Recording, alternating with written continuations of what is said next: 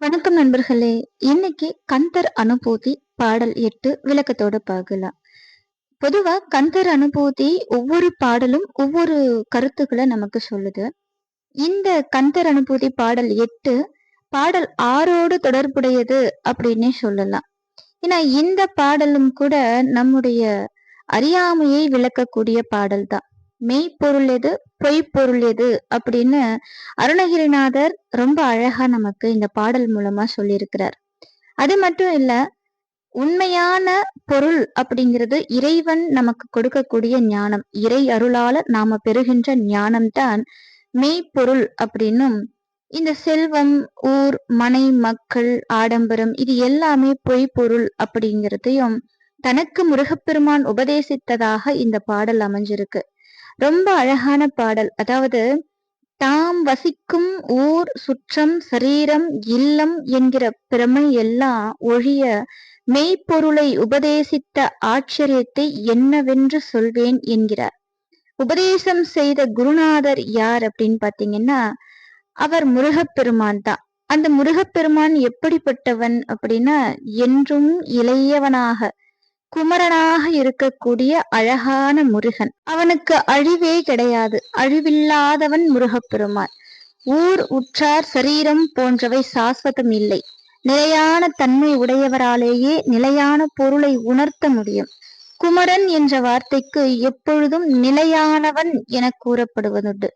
அருவப் பொருளாக உருவமாக வந்தால்தான் உபதேசம் செய்ய முடியும். அதனால் தான் பார்வதியின் மைந்தனே என்கிறார் அருணகிரிநாதர். மும்மல சுரூபமான சூரனை அழித்தவனே நமது மலங்களையும் அழிக்க வல்லவன். ஆகத்தான் மெய்ப்பொருளாக இருப்பவரும் கருணையினால் உருவத் திருமேனி கொண்டவரும் மும்மத சூரனை அழித்தவருமாகிய முருகன் தனக்கு உபதேசித்து அருளியதால் தன்னை பற்றி இருந்த ஊர், சுற்றம், சரீரம் என்கிற மாயை தெளிய விற்றேன் என்கிறார்.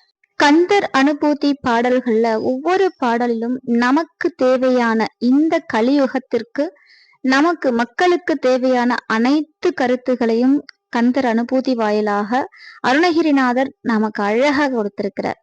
ஒவ்வொரு கந்தர் அனுபூதி பாடலையும் அதன் உள்ளார்ந்த அர்த்தத்தையும் தெளிவாக பாராயணம் செய்தோம் அப்படின்னா அருணகிரிநாதர் நமக்கு என்ன சொல்ல வரார் அப்படிங்கிறது நமக்கு தெளிவா தெரிஞ்சிடும். ஏன்னா அவர் எத்தனையோ காரணங்களை அந்த பாடல்கள்ல வச்சிருக்கலாம். எத்தனையோ எடுத்துக்காட்டுகளை அந்த பாடல்கள்ல வச்சிருக்கலாம். ஆனால் மொத்தமாக கந்தர் அனுபூதி பாடல் முழுவதும் நமக்கு என்ன உரைக்கும் அப்படின்னா ஒரே ஒரு தத்துவத்தை நமக்கு தெளிவா உரைக்குது.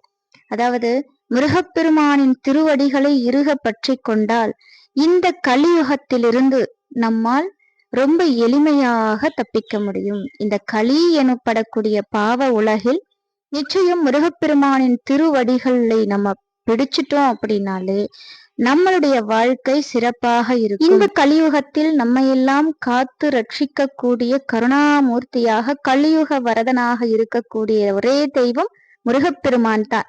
இதைத்தான் அருணகிரிநாதர் நமக்கு அழுத்தமாக இந்த கந்தர் அனுபூதி பாடல் மூலமாக நமக்கு தெரிவித்திருக்கிறார்.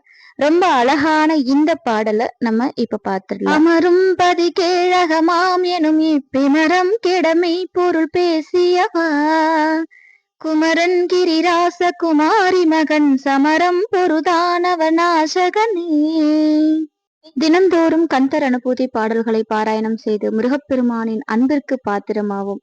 எங்கெல்லாம் கந்தர் அனுபூதி பாராயணம் செய்யப்படுகிறதோ அங்கெல்லாம் முருகப்பெருமானே நமக்கு சூட்சமமாக அருள் புரிவார். நன்றி, வணக்கம்.